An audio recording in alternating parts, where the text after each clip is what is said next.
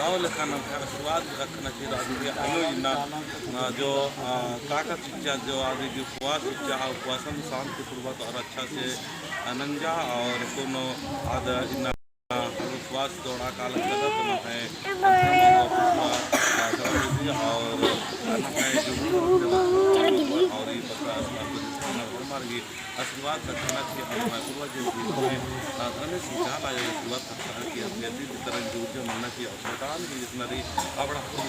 मानना चाहिए तो दागा कुल हमारा दाव भाव से विचार से नाम खाना आदि प्रार्थना नमक आदि से पहले नाम घर दिया प्रणाम नाम खाना आदि प्रार्थना प्रणाम नॉर्मल